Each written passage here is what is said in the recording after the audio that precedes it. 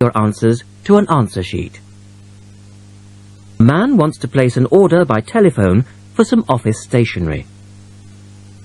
Listen to the conversation between the woman and the man and answer the questions. First, you have some time to look at questions 1 to 6.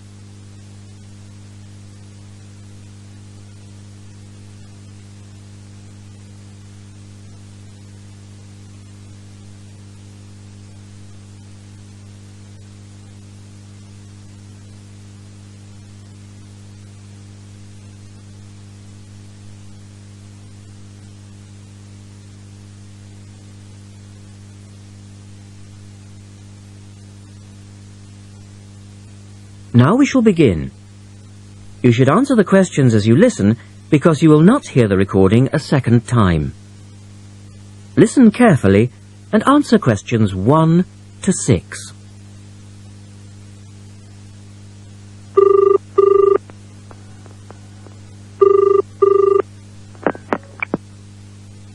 Thank you for calling Millennium Office Supplies. If you would like to place an order, please press 1. Your call has been placed in a queue.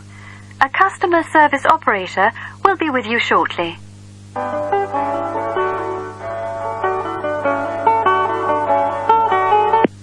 Gina speaking. How can I help you? Oh, hello. I'd like to order some stationery, please. And who am I speaking to? John Carter. Right. Can I just confirm your account number and the name of your company, John? Sure. The account number is 692411. 692411. Right. And you're from Rainbow Computers? No, the company is Rainbow Communications. Oh, okay. I'll just fix that on the system. Communications. And what would you like to order, John? Envelopes. We need a box of A4, that is, normal size envelopes. White, yellow or manila? We'll have the plain white, please. But the ones with the little windows. Okay. One box, A4, white. Just the one box, was it? On second thoughts, make that 2 boxes. We go through heaps of envelopes. As a matter of interest, are they made from recycled paper? No, you can't get white recycled paper. The recycled ones are grey, and they're more expensive, actually. Right, we'll stick to white then. Something else, John? Yes, we need some coloured photocopy paper. What colours do you have? We've got purple, light blue, blue, light green, whatever you want, pretty much.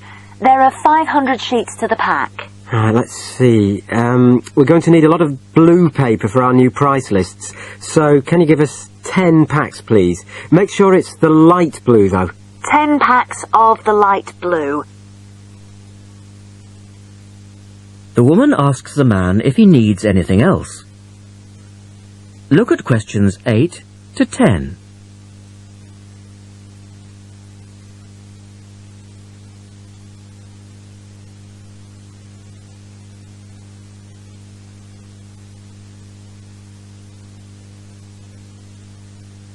Now listen to their conversation and answer questions 8 to 10.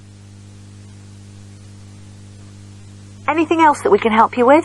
Let me think. What else do we need? I'm sure there was something else.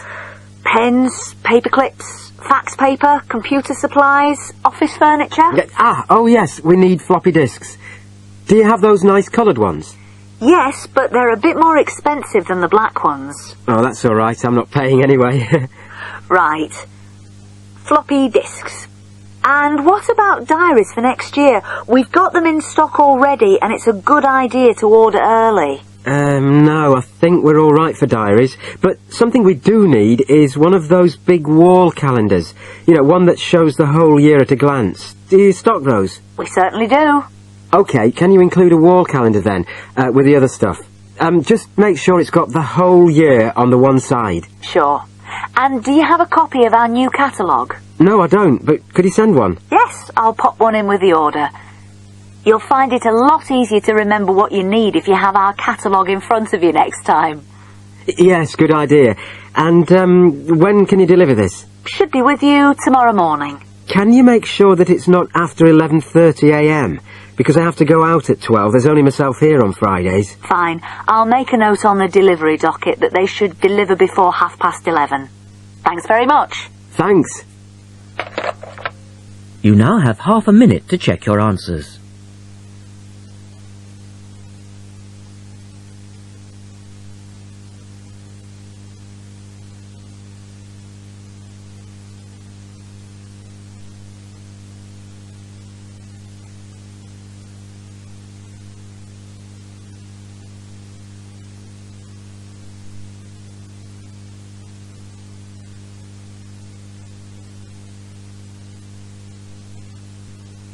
You will hear a reporter talking on the radio about an artist's exhibition.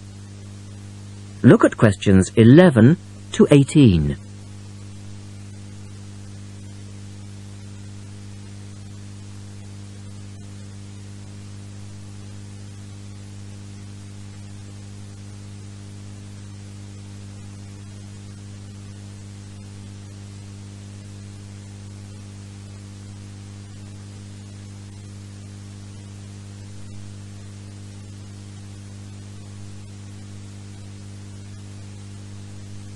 As you listen to the first part of the talk, answer questions 11 to 18.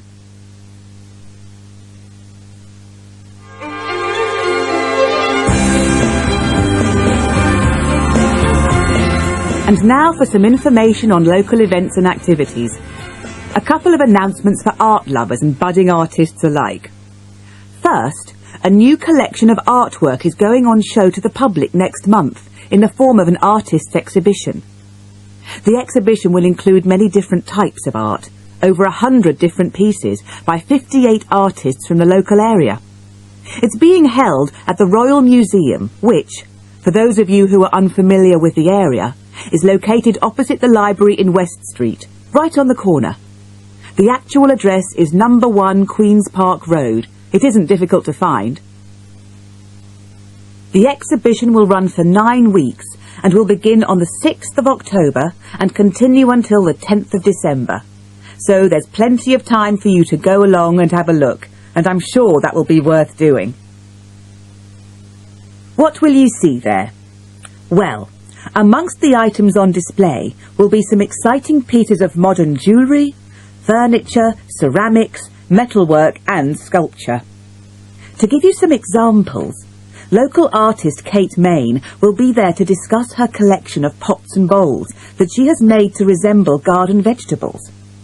They're the sort of thing that would brighten up any dining table and range from things like yellow cabbage-shaped bowls to round tomato-shaped teapots. Prize winner Cynthia Corse will also be there to talk about her silver jewellery, all of which she produced using ideas from the rural setting of her country home. Some of her rings are quite extraordinary and have beautiful coloured stones in them. Or, if you prefer sculpture, there's plenty of that too. Take, for example, Susan Cupp's sculpture of 25 pairs of white paper shoes. It sounds easy, but believe me, it looks incredible.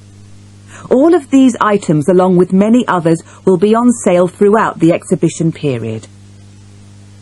As part of the exhibition, there will be a series of demonstrations called Face to Face, which will take place every Sunday afternoon during the exhibition, and these will provide an opportunity for you to meet the artists.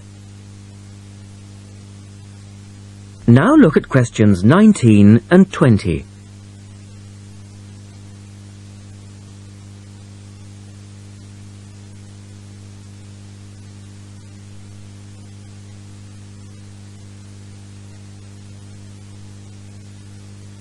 As the talk continues, answer questions 19 and 20.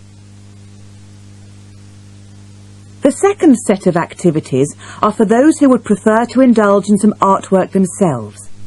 The Artists' Conservatory are holding a series of courses over the autumn period. The courses cover all media and include subjects such as Chinese brush painting, pencil drawing and silk painting. All the tutors are experienced artists. Course sizes are kept to a minimum of 15, and there will be plenty of individual assistance. All the sessions offer excellent value for money and the opportunity to relax in a delightful rural setting. Fees are very reasonable and include the use of an excellent studio and access to the art shop, which you will find sells everything from paper to CDs, and they also include the provision of all materials. For more information on dates, cost and availability, you should get in touch with the programme coordinator on 4592 839 584 or go direct to the website, which you will find.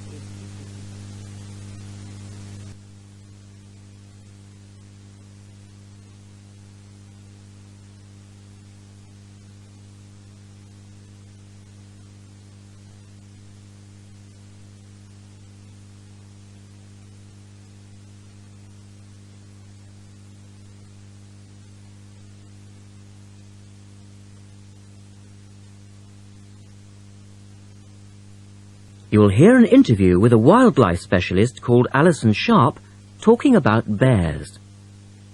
In the first part of the discussion, they are talking about the history of the bear. First, look at questions 21 to 23.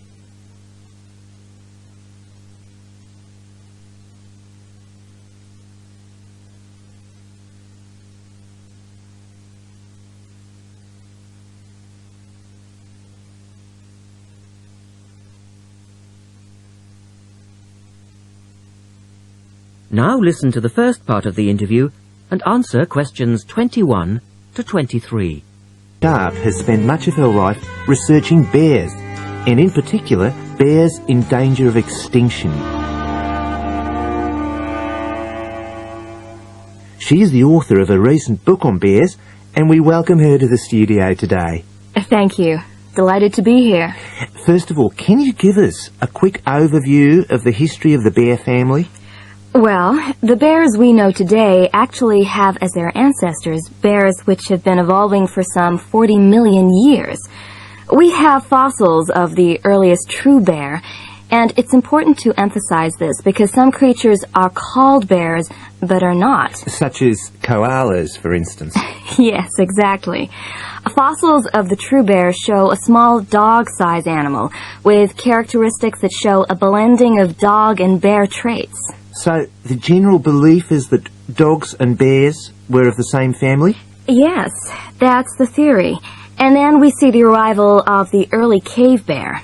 We know from cave drawings that Neanderthal man used to worship this bear, and at the same time fear it. Understandable, perhaps. Yes, but they need not have worried because the cave bear only ate plants.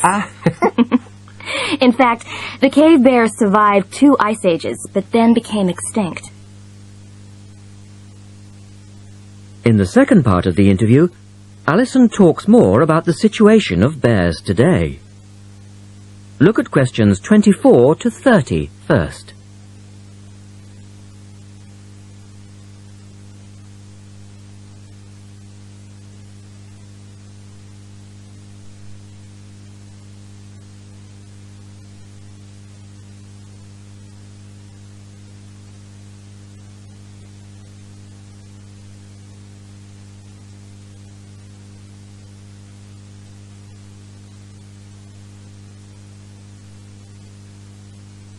Listen carefully and answer questions 24 to 30.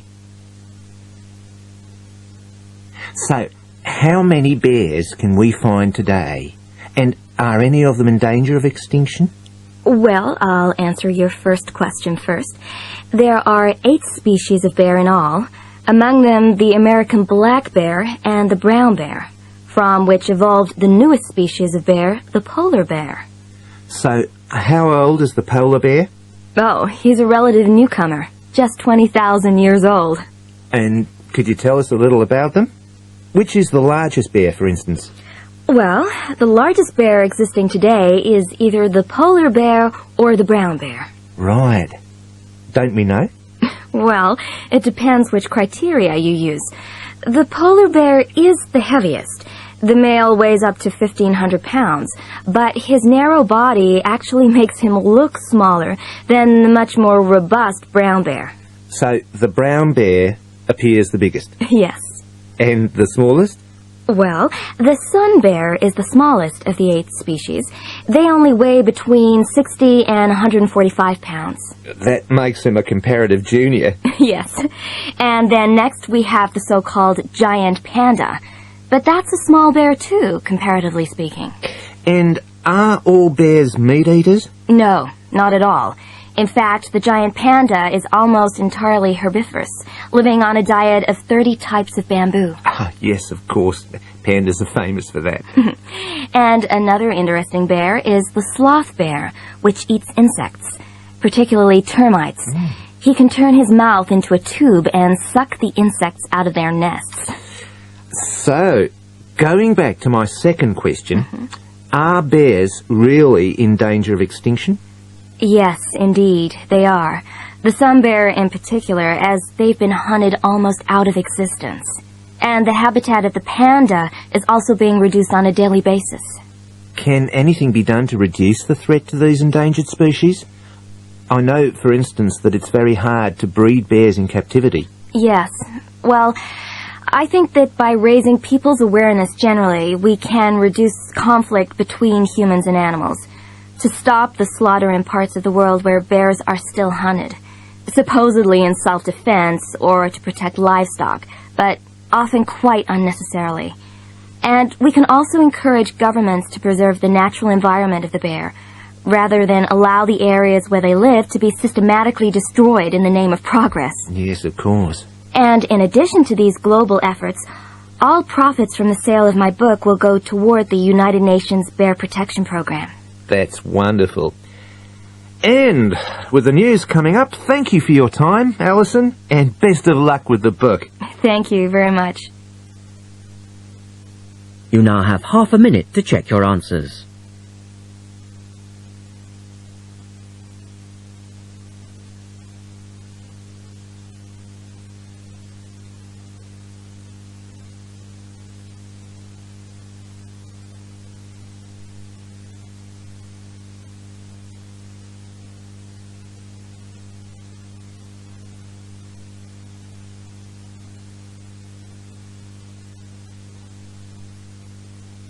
You will hear a lecturer talking about the solar eclipse in history.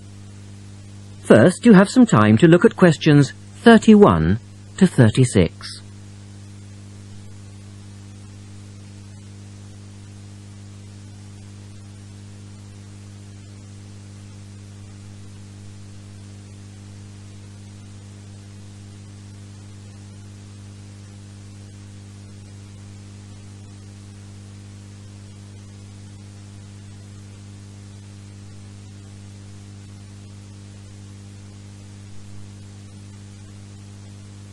Now listen carefully and answer questions 31 to 36.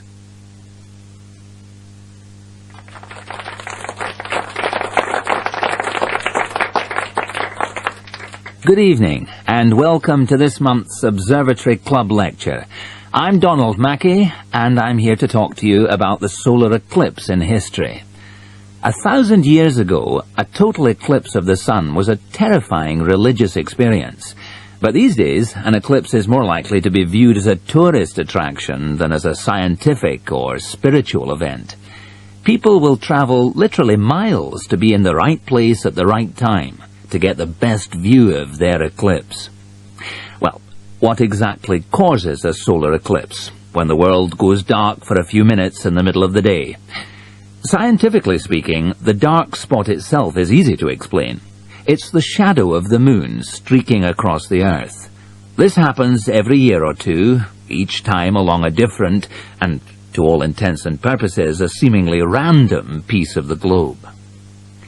In the past, people often interpreted an eclipse as a danger signal heralding disaster, and in fact the Chinese were so disturbed by these events that they included among their gods one whose job it was to prevent eclipses.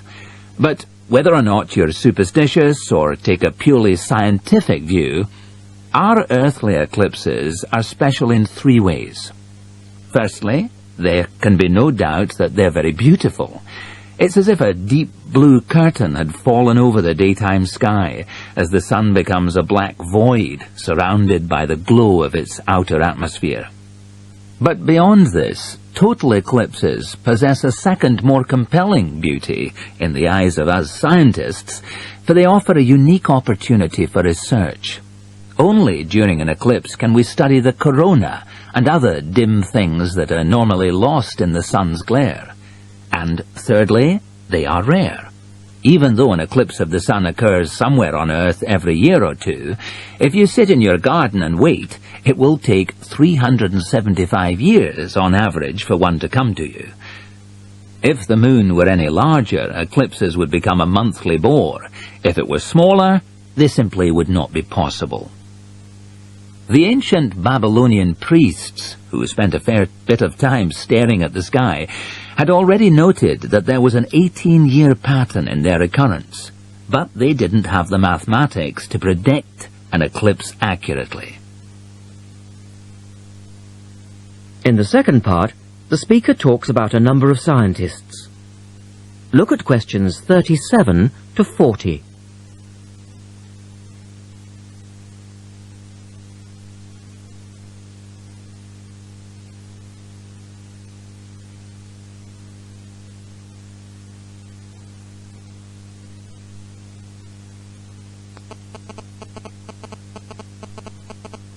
Now listen carefully and complete the table.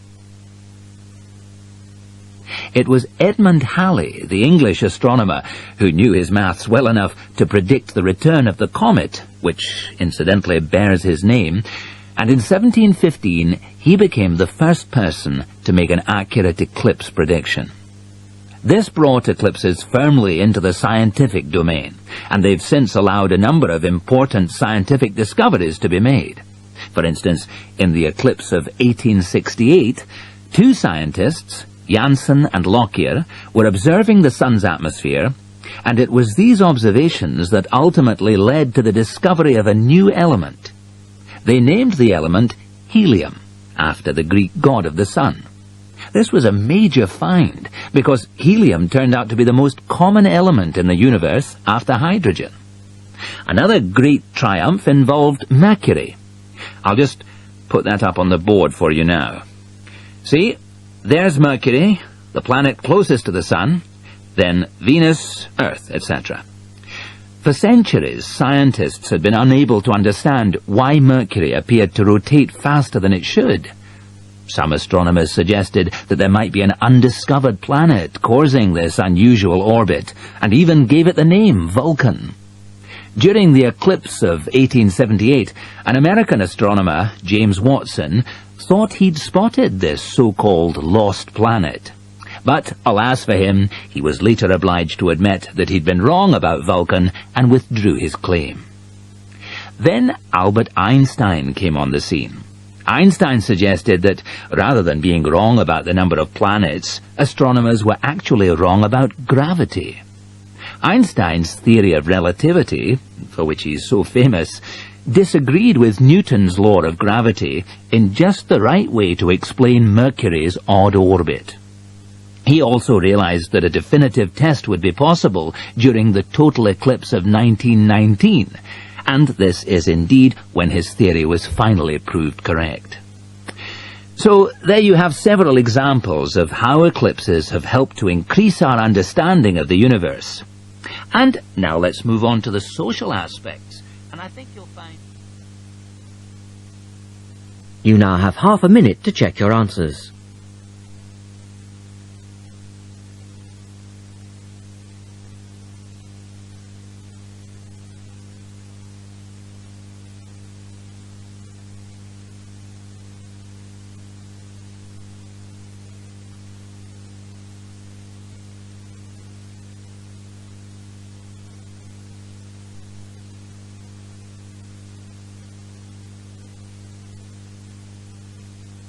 That is the end of the listening test.